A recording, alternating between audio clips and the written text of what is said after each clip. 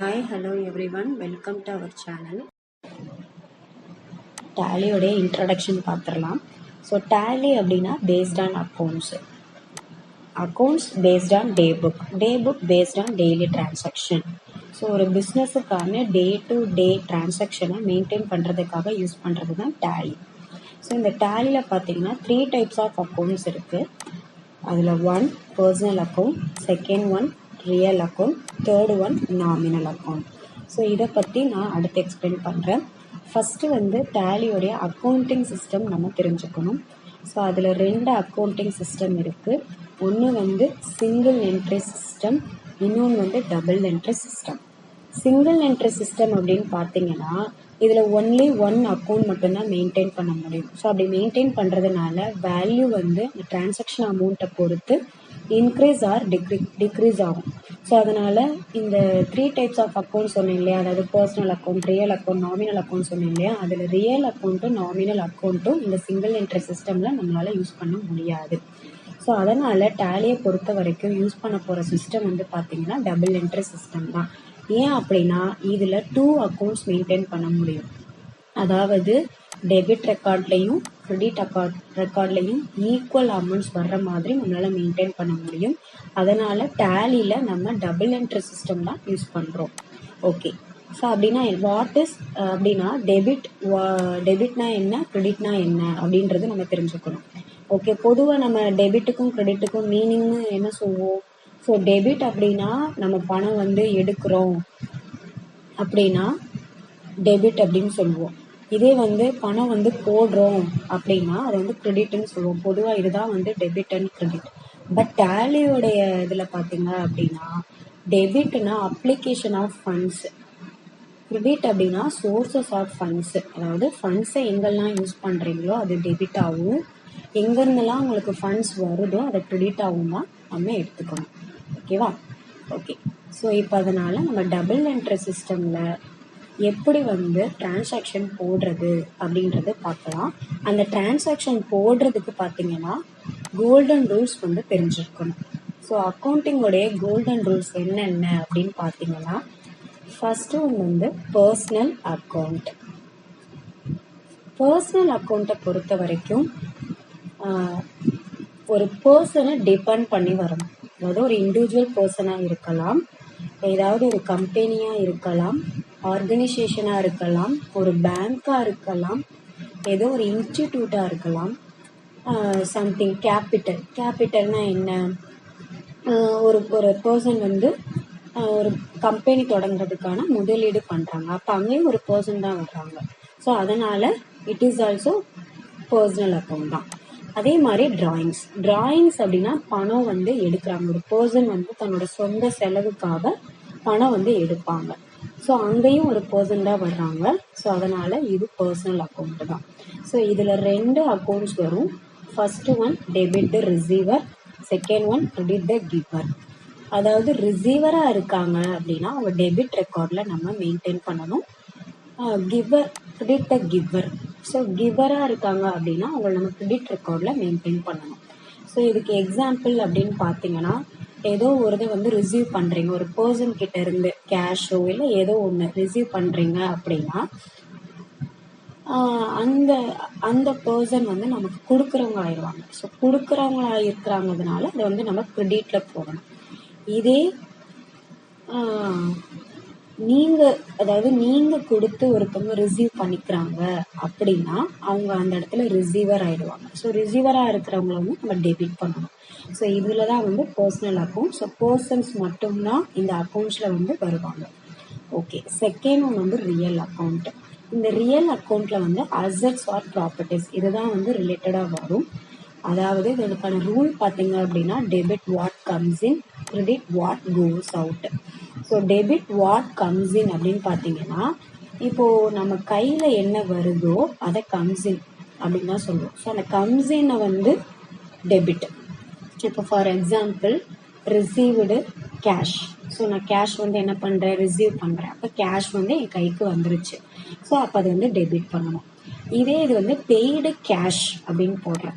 So அந்த இடத்துல cash என்ன ஆயிடுச்சு, வெளியே போயிடுச்சு. ஸோ வெளியே போகிறத என்ன பண்ணணும், கிரெடிட் கோஸ் அவுட்டில் போடணும். ஸோ இதில் வந்து கேஷ் வந்து ஒன் ஆஃப் தி அசட், சொத்து. ஓகேங்களா? சரி. ஸோ நம்ம நெக்ஸ்ட் ஒன் பார்க்க போகிறது வந்து நாமினல் அக்கௌண்ட். இந்த நாமினல் அக்கௌண்ட் வந்து எதை ரிலேட் பண்ணி வரும் அப்படின்னா profit, loss, expenses and incomes. So இதெல்லாம் ரிலேட் பண்ணி வரும்.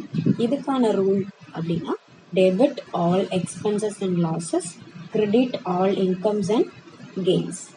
அதாவது ஒரு செலவோ ஒரு வரவோ எது வேணாலும் இதில் நடக்கலாம். இப்போ ஃபார் எக்ஸாம்பிள் இப்போ பெய்டு சேலரி அப்படின்னு இருக்கு. அந்த இடத்துல சேலரி என்ன பண்ணுறீங்க, நம்ம கொடுக்குறோம். ஸோ அதில் வந்து ஒரு எக்ஸ்பென்சஸ் ஆகுது சேலரி. அப்போ சேலரி என்ன பண்ணணும், டெபிட் பண்ணணும். ஓகேங்களா? சரி. செகண்ட் ஒன் பார்த்தீங்க அப்படின்னா ரிசீவ்டு ரெண்ட் அப்படின்னு இருக்கு. ஸோ நான் ரெண்ட்டை வந்து என்ன பண்ணுறேன், ரிசீவ் பண்ணுறேன். அப்போ அந்த இடத்துல ரெண்ட் இன்கம் ஆயிடுது. ஸோ அதனால கிரெடிட் பண்ணுறோம்.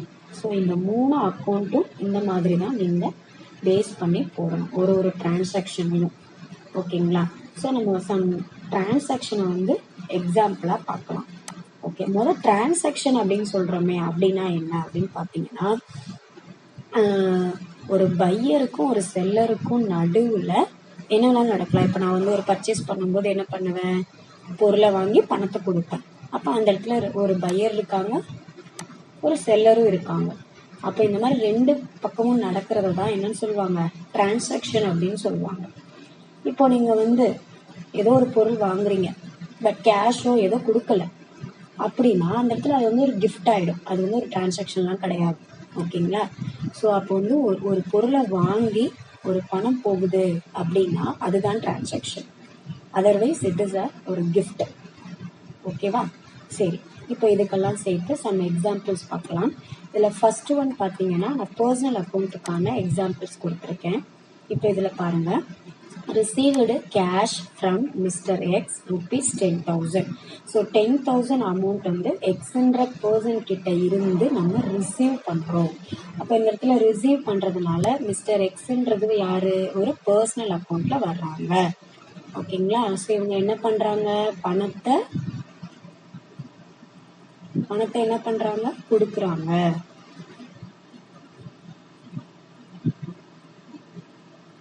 ஸோ பணத்தை கொடுக்குறாங்க. ஸோ பணம் கொடுக்கறதுனால கேஷ் வந்து எனக்கு என்ன ஆயிடுது, என் கையில் வந்துடுது. So debit what comes in அப்படின்ற ரூல்ஸ் இல்லை. டெபிட்ல என்ன பண்ணுறோம், கேஷ்ன்னு போடுறோம். ஸோ யார் கொடுக்குறாங்க, மிஸ்டர் எக்ஸ் கொடுக்குறாங்க. எக்ஸ் வந்து இந்த இடத்துல என்ன ஆயிடுறாங்க, கிவர் ஆயிடுறாங்க. ஸோ கிவராக இருக்கிறதுனால அவங்க நம்ம என்ன பண்ணுறோம், கிரெடிட் த கிவர் ரூல்ல நம்ம வந்து கிரெடிட் ரெக்கார்டில் mister X. So double entry system பொறுத்த வரைக்கும் டெபிட் அமௌண்ட்டும் கிரெடிட் அமௌண்ட்டும் ஈக்குவலாக இருக்கணும். ஓகேங்களா? சரி. ஸோ நெக்ஸ்ட் ஒன் பார்த்தீங்க அப்படின்னா paid cash to mister Y rupees 8,000. So mister ஒய்ன்ற பர்சனுக்கு கேஷ் நம்ம பே பண்ணுறோம். அப்போ கேஷ் இந்த இடத்துல என்ன ஆயிடுது, நம்மளை விட்டு போயிடுது. அப்போ கோஸ் அவுட் ஆயிடுது. ஸோ கோஸ் அவுட் ஆகுறதுனால credit what goes out rules பிரகாரம் நம்ம என்ன பண்ணணும், கிரெடிட் ரெக்கார்டில் கேஷ் அக்கௌண்ட்டை மெயின்டைன் பண்ணணும். ஸோ ரிசீவ் பண்ணுறது யார், மிஸ்டர் ஒய் வந்து 8,000 அமௌண்ட்டை ரிசீவ் பண்ணுறாங்க. ஸோ டெபிட் த ரிசீவர் பிரகாரம் நம்ம டெபிட் ரெக்கார்டில் என்ன போடுறோம், மிஸ்டர் ஒய் அப்படின்ற அக்கௌண்ட்டை போடுறோம். ஓகேங்களா? சரி. அடுத்த டிரான்சாக்ஷன் பார்க்கலாம். ஸோ அடுத்த டிரான்சாக்ஷன் என்ன, mister Z started a business with rupees 1 lakh. So 1 lakhக்கு இசட்ன்றவங்க என்ன பண்ணுறாங்க, பிஸ்னஸ் வந்து ஸ்டார்ட் பண்ணுறாங்க. அப்போ இந்த இடத்துலையும் ஒரு பர்சன் வர்றாங்களா, அந்த பர்சன் என்ன பண்ணுறாங்க, பணம் 1 லட்சம் கொடுக்குறாங்க. ஸோ இசட் கேபிட்டல், அதாவது பிஸ்னஸ் ஸ்டார்ட் பண்ணுறாங்க அப்படின்னாலே அந்த இடத்துல கேபிட்டல் அப்படின்றதான் வரும், முதலீடு பண்ணுறாங்க. ஸோ யாரு, இசட் வந்து முதலீடு பண்ணுறாங்க. அப்போ அவங்க பணம் கொடுக்குறாங்க. ஸோ கிரெடிட் கிவர் ரூல் பிரகாரம் கிரெடிட் கிவர். ஸோ இசட்ஸ் கேபிட்டல் அப்படின்றத வந்து கிரெடிட் ரெக்கார்டும் கேஷ் நம்ம அந்த இசட்டை விட்டு வெளியே போயிடுது அப்படின்றதுனால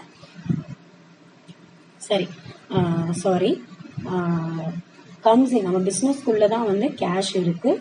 so comes in debit what comes in அப்படின்ற ரூல்ஸ் பிரகாரம் நம்ம வந்து டெபிட் ரெக்கார்டில் போடுறோம்.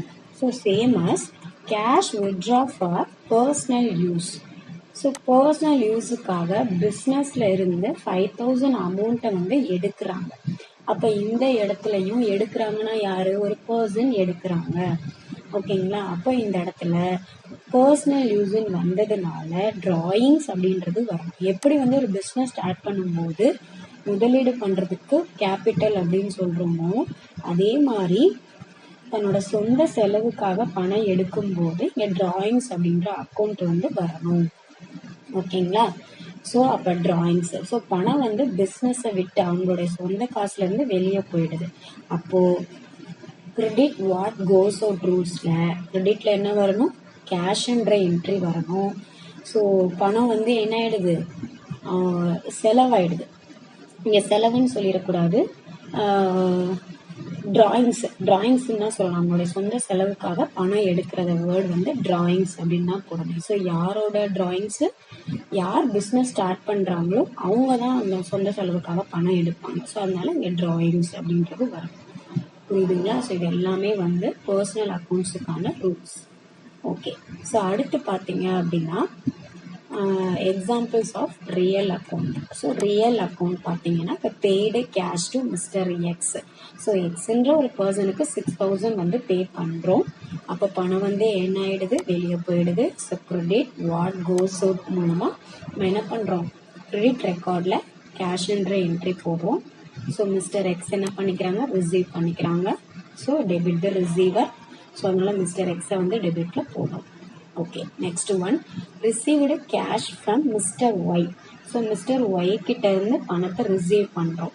ஸோ கம்ஸ் இன் ஆகுது cash. So debit what comes in ரூல்ஸில் டெபிட் ரெக்கார்டில் கேஷ் போடுறோம். யார் கொடுக்குறா, மிஸ்டர் ஒய் வந்து கொடுக்குறாங்க. So credit the giver rules பிரகாரம் மிஸ்டர் ஒய் வந்து என்ன ஆகுது, கிரெடிட் ரெக்கார்டில் போடுறோம். ஓகேங்களா. சரி. So next one, examples of nominal account. So nominal அக்கௌண்ட்டோடைய எக்ஸாம்பிள் பார்த்தீங்கன்னா பெய்டு சேலரி ₹15,000. ஸோ இதில் சேலரி வந்து என்ன பண்ணுறோம், கொடுக்குறோம். சேலரின்றது one of the expenses. So expenses அப்படின்றதுனால debit all expenses and losses ரூல்ஸில் என்ன போடுறோம், டெபிட்டில் சேலரி. ஸோ சேலரின்றது என்னது, one of the amount. So அந்த அமௌண்ட் என்ன ஆகுது, வெளியே போகுது. So credit what goes out ரூல்ஸில் கிரெடிட் வாட் கோஸ் அவுட் அப்படின்ற ரூல்ஸில் என்ன போடுறோம், கேஷ் ரெக்கார்ட், கேஷ் அக்கௌண்ட்டை கிரெடிட் ரெக்கார்டில் போடுறோம். ஓகேங்களா. சரி. அதே மாதிரி received rent ₹12,000. So rent receive பண்ணுறோம். ஸோ இதனால ரெண்ட் வந்து நம்மக்கிட்ட வர்றதுனால அது one of the income. So credit all incomes and gains rules பிரகாரம் கிரெடிட் ரெக்கார்டில் ரெண்ட்டு போடுறோம். ரெண்ட்டுன்றது ஒரு கேஷாக நம்ம கையில் வருது. So what comes in rules, debit what comes in ரூல்ஸில் டெபிட் ரெக்கார்டில் 12,000ன்றது என்ட்ரி பண்ணுறோம். ஓகேங்களா. ஸோ இதுதான் வந்து 3 டைப்ஸ் ஆஃப் அக்கௌண்ட்ஸுக்கான ரூல்ஸ் அண்ட் சம் எக்ஸாம்பிள்ஸ் வந்து நான் கொடுத்துருக்கேன். இதில் ஏதாவது டவுட்ஸ் இருந்துச்சு அப்படின்னா நீங்கள் எனக்கு கமெண்ட் செக்ஷனில் போடுங்க, நான் உங்களுக்கு வந்து கிளாரிஃபை பண்ணுறேன். Okay, thank you. நம்ம நெக்ஸ்ட் வீடியோவில் பார்க்கலாம்.